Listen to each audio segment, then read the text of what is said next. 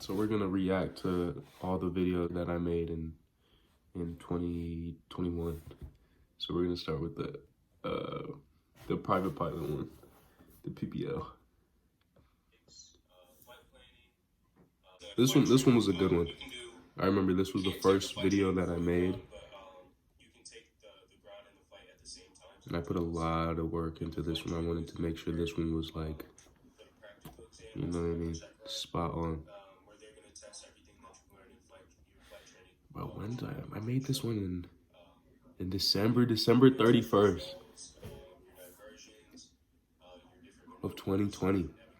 That's when I published it. I feel like I've grown so much from making this video. It was like me as a person and obviously as a pilot too. It's great. There's a lot of great information in this video. If you haven't watched it, go watch it. It's great. It's a great video. I did all the videos from my iPhone, edited on my iPad. I didn't even have an iPad yet. This was all on my iPhone. All right, let's hop into the opportunities in aviation. I remember this video took me so long to finish because I had to screen record it. I made a PowerPoint and I screen recorded the PowerPoint and kept the audio, so I couldn't mess up the audio because then I would have to stop the screen recording and then start all over. So this was like all in one take. This whole video stressed me out. But it was a good one. I thought the PowerPoint was pretty good. So within the next 3 to 5 years, there's going to be another huge demand for pilots in the aviation industry. Let's talk about that. Like the demand for pilots and the pilot shortage, that's been talked about for decades. It's the real reason there's a pilot shortage is it starts with the training. It starts with how accessible, you know, aviation really is to, you know, people. You know, and that's where it starts. But that's a video we'll get into later. Since the pandemic, more than 78% of flights have been grounded. As a result, many of these pilots have taken early retirement. Hundreds have been laid off. Man, I'm so proud of myself. I was doing this and making these videos, bro, and in the PowerPoint. Pilot salaries, you know, they get paid similar to any other hourly job. They work 40 hours of overtime. Very true. Very true. Very true. That's a great video. All right, let's get into my first interview with Captain Addison from Southwest Airlines. I remember me and Captain Addison, we kind of hit it off I remember it was my time in Utah, and I was looking for like a mentor. I didn't know anybody who was a pilot. I didn't know anybody who you know, really had like a real interest in aviation who looked like me. So I was looking online and I stumbled on OBAP, and I emailed them and they're like, all right, like here, like talk to Captain Addison. And we kind of talked for a little bit and it kind of fell off. But then when I created L.S.C clip, I was like, all right, like this is a great person to have speak and talk about what it's actually like being a captain at one of the best airlines in the world, or the biggest airlines in the world. What people don't understand with these interviews, it's like, these aren't all just like spontaneous, you know what I mean? Like a lot goes into the planning of it, for one, to making sure like that, you know, that he has the time for it and I have the time for it, or she has the time for it. Two, making sure I do my own research and making sure I'm asking the right questions that, you know, people want to hear, not just questions that I personally want answered. You know, and the technical stuff too. That was a big learning curve at first, because I didn't know how to record on Zoom. You know, great pilot. That was a great interview. That was my first interview. That started a lot. Then my second interview with Kevin. I met Kevin at Lewis University, like aviation. I don't know what you want to call it, but I remember I was really set on going to Lewis University, and I knew I wanted to be a pilot, like my end of junior year, senior year-ish. So I was going out and trying to see, you know, what I could make work for me. And I ran into Kevin. And, you know, I made sure to stay in contact with him. And, you know, again, this was just another great resource and a great, you know, mentor. It was just a great person to have on the channel. You know, it was great. And Kevin flew in Alaska. I think that's another thing. Like Kevin flew in Alaska. You know what I'm saying? Like that bush flying is completely different from the flying that's, I guess, here in, I guess, a populated area. And what I really like about this interview is he talks about that and he doesn't give like a shallow answer. He really goes in depth into, you know, what it's like, things that he liked, things that he didn't like. Yeah. I remember I was like 17, 16 after going to that meeting Kevin, meeting Miss Holmes, like that really helped, you know, put me on a path that I really wanted to be on. All right, what's the next video? Oh, this might be one of my favorite videos. XC flight to Moab, Utah. This was my, I'm gonna say like my second cross country to Moab. Yeah, I think it was my second cross country. But this video I was really proud of. And I had the idea for this video long before like I even made the channel. So I knew I've had the idea for L.S.C Club long before you know, 2020. You know, but back then it was always just an idea. It wasn't, you know, something concrete. I didn't have a foundation. I didn't really have a plan, but I just knew I wanted to help more people who look like me and, you know, get into aviation. You know, so I decided to document the day, document the trip, start with the flight plan. I really liked the flight plan. I thought that was like the most, I guess, I don't want to say interesting, but probably one of the best things that I liked about the actual trip, except for the flying. Great way to plan and prepare. You know, I'm a planner, so that it just made sense in my head. You know, before you go on a trip, you make a flight plan. You know, you get the weather, weight and balance. You know, fuel, everything. Man, I loved flying the DA-40. That was a great plane.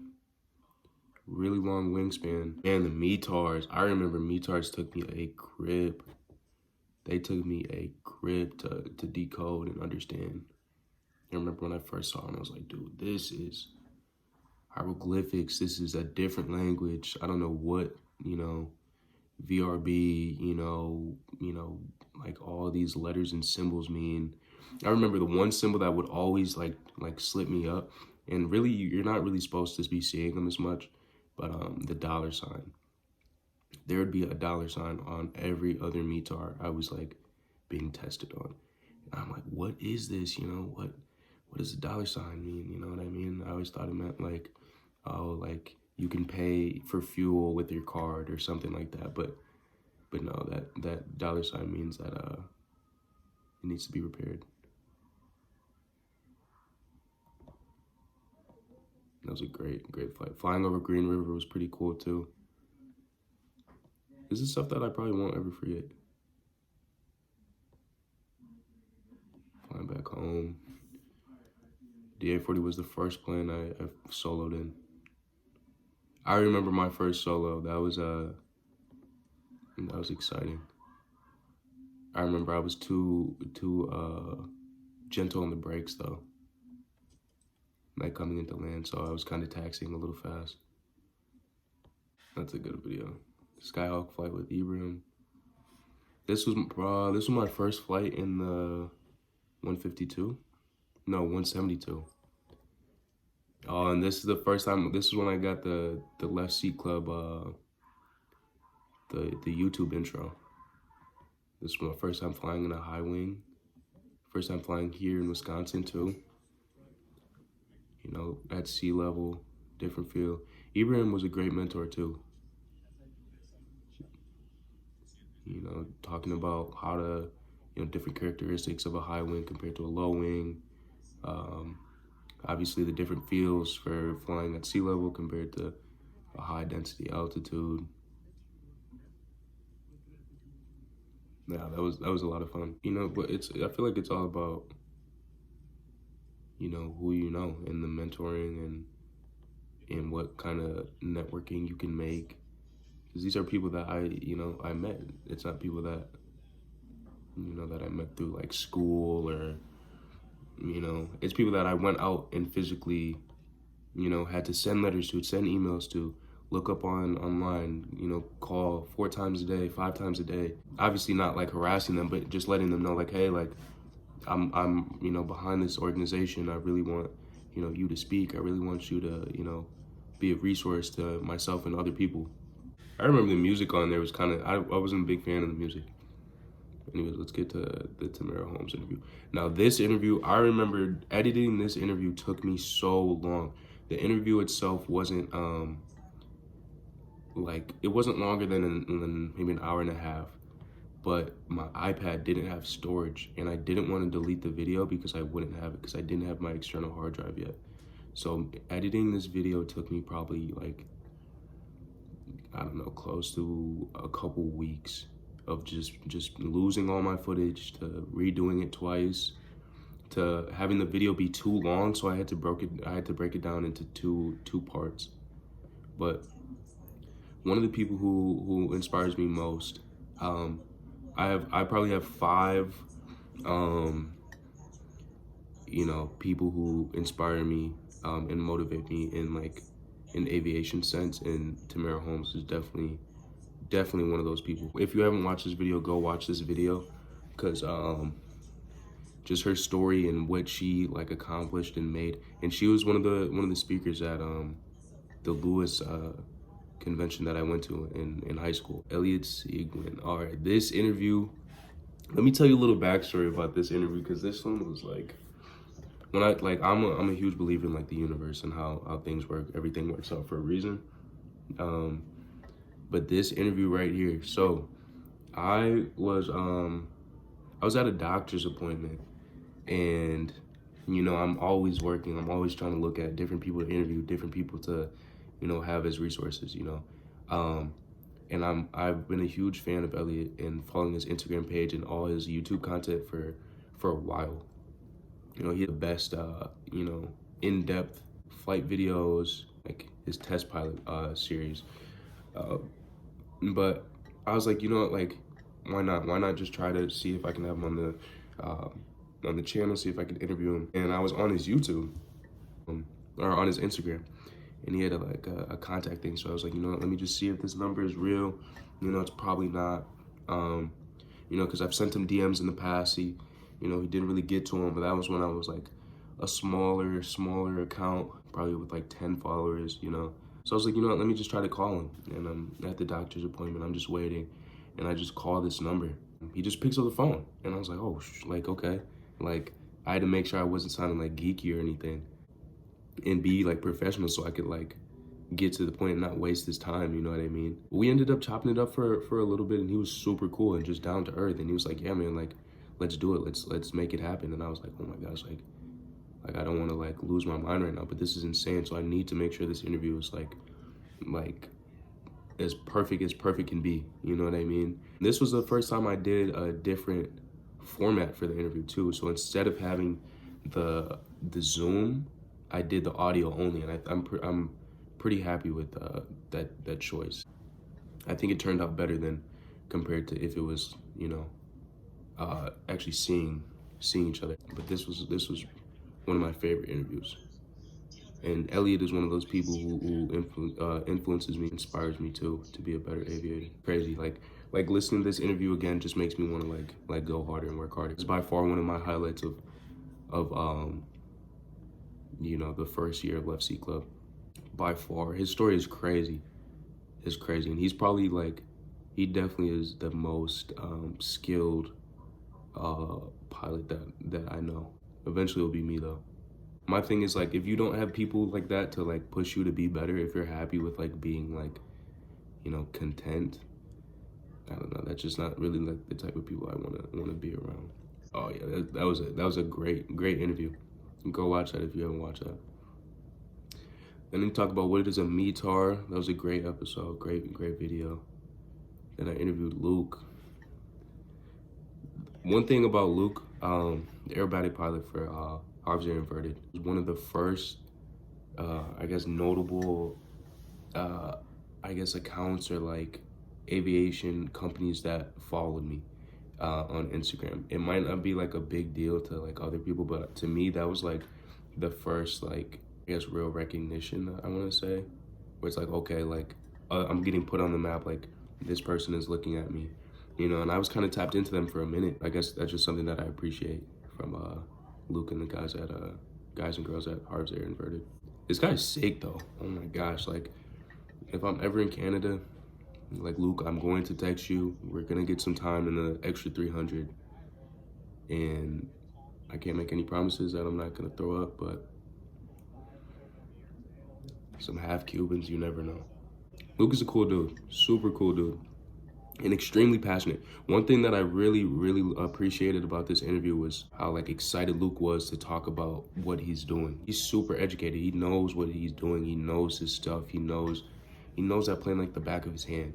You know, and hearing his story about how he came up to get to where he's at was really inspiring too. You know, he worked hard. Really appreciated that interview and Luke spending some of his time, you know, speaking with me. All right, let's go into Andre's first flight, the 5th annual flower drop contest. This is like when the videos start to really like, all right, the music is getting better, the transitions are getting better, the shots are getting more stable, you know what I mean? I feel like this one was a great video to show like, all right, progress is being made. This is Andre's first flight too. So let me tell you the story behind this one, right? So Andre's like, bro, best friend, brother. He's always been supporting L.S.C Club. So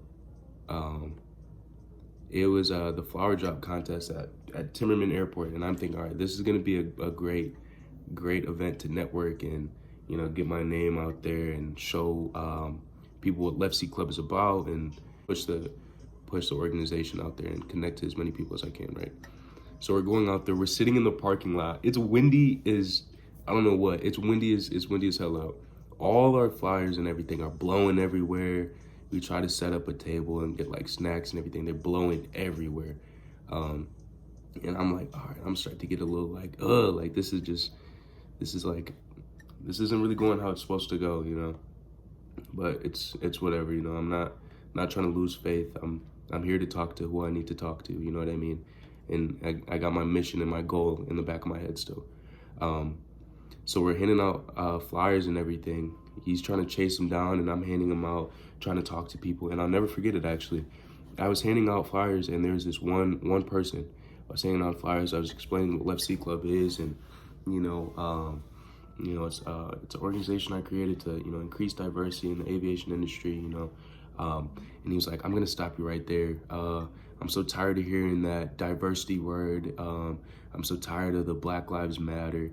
And I'm like, dude, let me stop. Like, I'm gonna stop you. Like, this isn't for you. You know what I mean? And I took the flyer back, and I wasn't disappointed, and I want to say I wasn't even like as shocked, but just to hear that from somebody, it was just like, dude, first of all, it's literally about getting kids into aviation, become a captain, become an A&P, you know, become a air traffic controller, just get them in the door of aviation, you know, show them that this is a career, that this is something that you can make great money in, you know, it's something that you can be passionate about.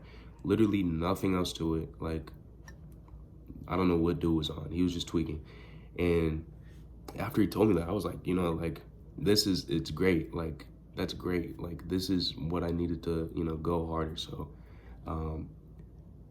but that was crazy. I ended up handing out flyers and meeting some great, you know, connects at Timmerman Airport. And this day actually would pave the way to a lot of other great connects. That's actually crazy looking back and thinking about this. I wasn't gonna compete in the flower job contest. It was a little above my personal minimums at the time. But Harold Mester, a great connect, a great resource. The public affairs director, General Mitchell, he was like, let's go, you know, like, let's go up. I'm gonna compete. And I was like, no, like, at first I wanted Andre to go because he's never been on a plane. So I was like, you know, like, I want Andre to be, like, take Andre up, you know what I mean? I want him to catch the aviation bug. And he's like, no, like, it's a 172. I can take both of you. I'm like, all right. Like, in my head, I'm like, all right, perfect. Like, let's both go up. I'm gonna capture all the footage I can and, you know, make a video out of this. And that's what happened. And it just turned out great. And we got Andre his first flight. I don't know if he's sold yet. We still got to get him on another flight, but the bug is cooking. What other ones we got? We got Warbirds of the Sky. This is another video that I made Andre come with me. Where was it? It was like Waukesha. It was somewhere far out. And he did it. He was like, all right, let's go. Like, you know, no hesitation. He was like, all right, let's go. I think we went to a Bucks game after too. Foremost, how much champagne have each of you consumed? But yeah, this was just another great opportunity to push L.S.C Club, to push the name, push the organization, connect with as many people that I could, make as many new resources for you guys, and make new content too, and also show you guys like, dude, like, look at these cool planes and look at what, you know, aviation has started from to where it is now.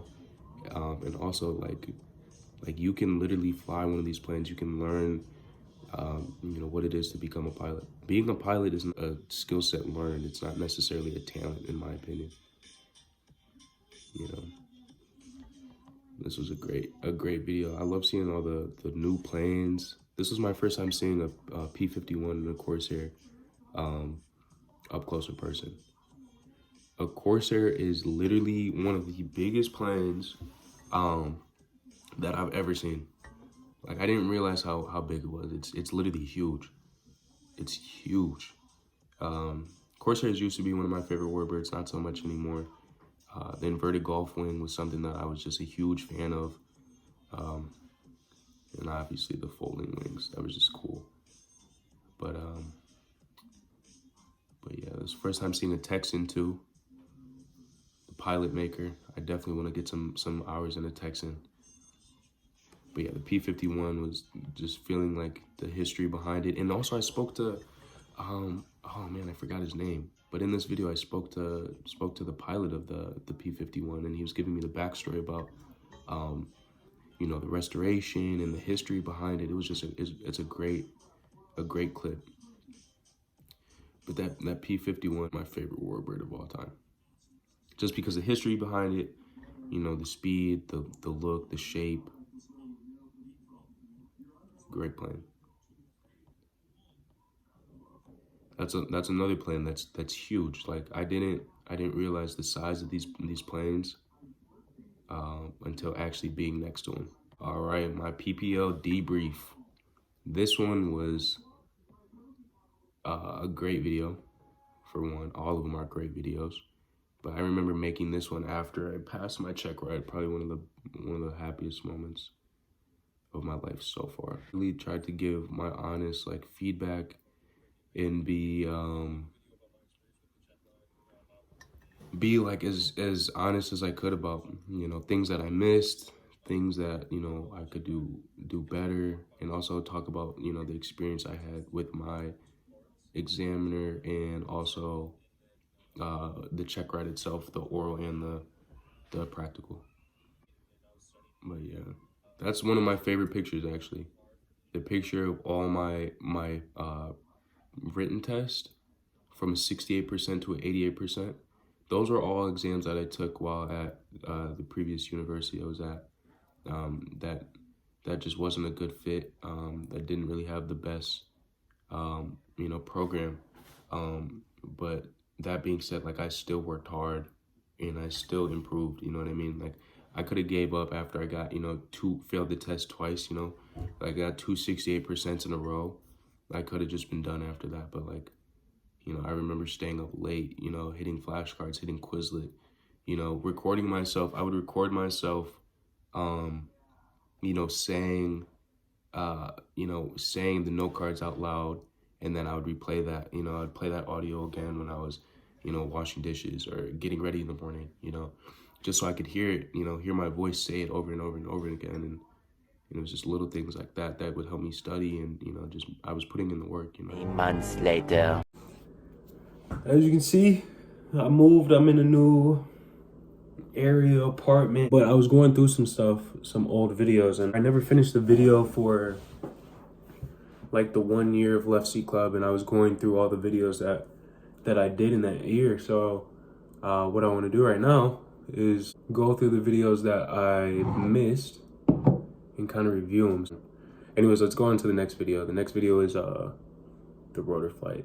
This was a little one. This was my first helicopter flight.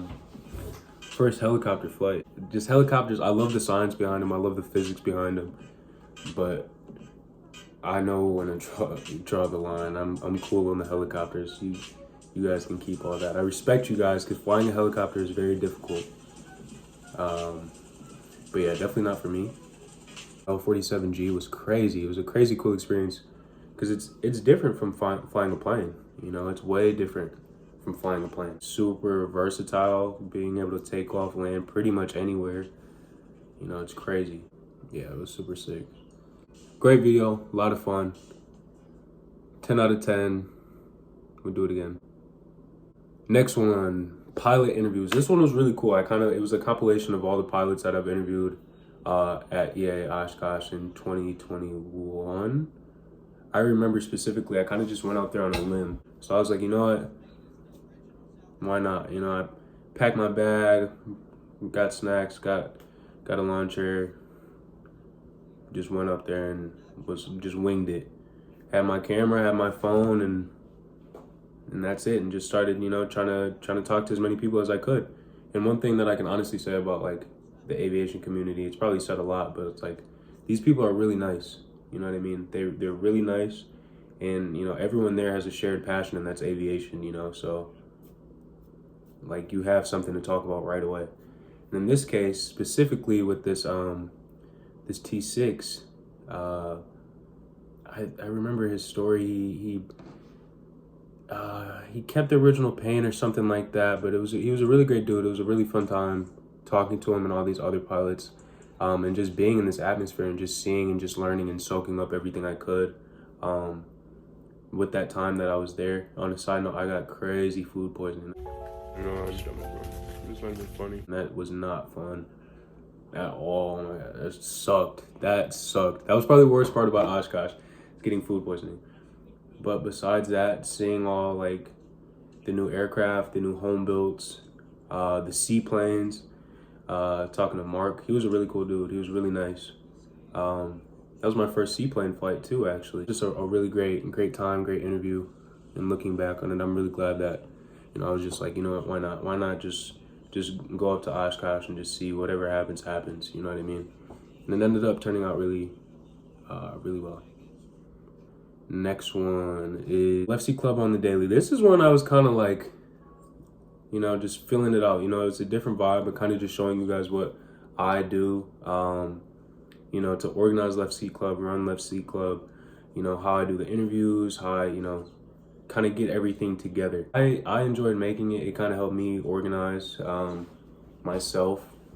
I came to the library this day because I got mixed up.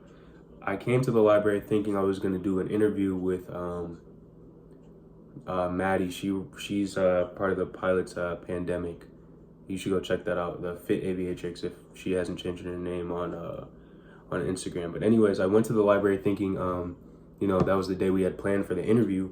Come to find out, it was the next day. So I was kind of just there, just organizing, and I was like, why not just make a video showing you guys what I do. This is something that I definitely want to try to keep doing. I have a lot of content that's kind of just lost in my phone, and actually putting out the content, even if it's not picture perfect, it's just, it's something to build off of and to, just keep doing it, so that's something I definitely want to work on. But this video was a lot of fun to make and a lot of fun to kind of edit. Next one is Pilot's Mental Health. Now this one is huge. I had a lot of fun doing this and a lot of fun speaking with Maddie, but like what we talked about is it carries weight, especially in this community. You know, because mental health is not talked about at all.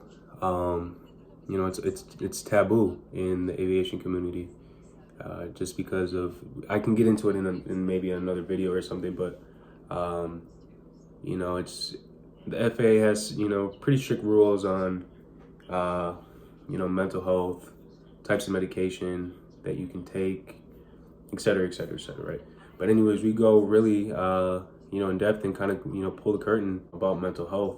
And she really educated me a lot on, you know, what the FAA is doing, some of the things that aren't cool, some of the things that, you know, need change, and you know, what's being done to kind of do that. So if you haven't checked that interview out, definitely go check it out.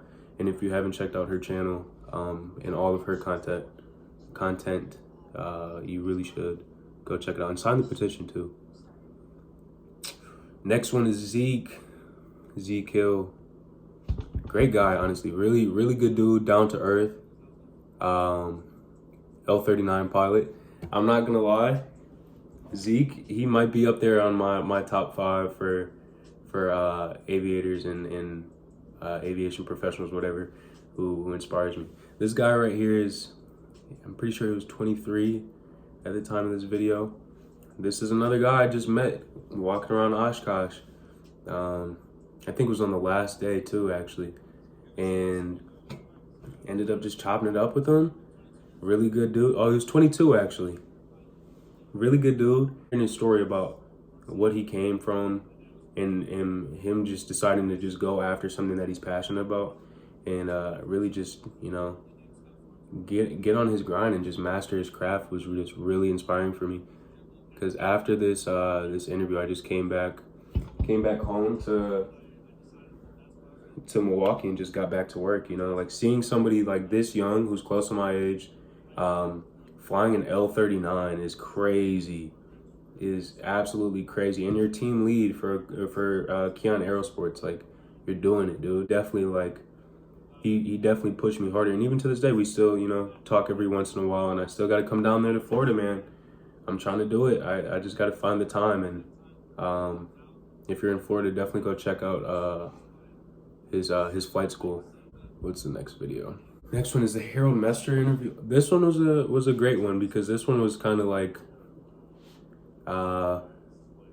maybe a couple months in the making, just planning, coordinating, just making sure, like, you know, if his schedule, because he's super busy. Like, this guy is the director of public affairs and marketing for General Mitchell, like the entire airport, you know. And for him to take the time out of his day and like speak to me, you know, and chop it up, it meant a lot. You know what I mean? It showed that he's like, yeah, he's doing his job, you know, but it's also like, you know, he cares about more than just a paycheck. He cares about, you know, what's happening in the community, what's happening in aviation, and it was exciting to talk to him and pick his brain a little bit. He's also a pilot, which is pretty cool.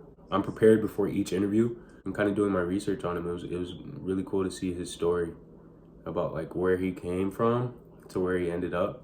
You don't necessarily have to, just because you're in one, I guess, lane, doesn't mean you're stuck to that. I haven't watched the interview yet. Like, he was a newscaster. Like, he was like a reporter, you know? And now he's director of public affairs and marketing for General Mitchell. Like, those two don't really, like, they don't really align, you know what I'm saying? But he did it, you know? And I think we're on to first seaplane flight. This one was exciting. I wouldn't say I was nervous at all. I was just, like, anxious. I was like, I want to get up there. I want to learn. I want to feel, you know, everything that this seaplane, this new setting has to, like, teach me. Went up with random dude that I met in Oshkosh, retired United captain. He was like, you know, go up for a flight. The weather was it was marginal in the beginning of the day, so the flight was kind of like 60-40. I was just like, oh my gosh, like, I'm sending out all my positive energy so this flight, like, can happen. I guess my positive energy or whatever worked, and, you know, clouds started sliding up and weather was looking good, and we got up and went for the flight. I remember one thing that I was really, paying attention to was taxiing. Taxiing in the water is, a little different. And the floats that he used too. You're still flying, it's just, you're landing on water, you're taking off on water, and you're also taxiing on water. So it's just a little different in terms of like feeling that, because, the runway is smooth, or at least it should be smooth, if it's paved. But, something that I was kind of like curious about was like, how are the waves gonna affect, a landing, a takeoff, a taxi, yada yada. So that was something that I was kind of just like feeling out. He did a really great job of just, explaining everything to me, and just making sure that I felt like comfortable and safe, in the plane. That was a really great experience. Flying over Lake Winnebago is definitely a must. And that A1B is not a bad plane to get your first sea flight in. Not a bad plane at all. I think a new one goes for like 300,000, which is crazy. It's crazy. And then the last one of the 2021 videos, got the AirVenture vlog. I was kind of talking a little bit about it before. Just went up there on a limb, didn't know anybody except one person that I met. Shout out to John at Starbase, some of the guys at that EAA chapter. But it was kind of just like one of those, like, like, let's just jump, let's just see what happens kind of things, This was my first time at Oshkosh too. So just seeing how big the community really is, and seeing like how nice and how welcoming, everybody like was, it was refreshing, honestly. And there was a lot to see, a lot to do.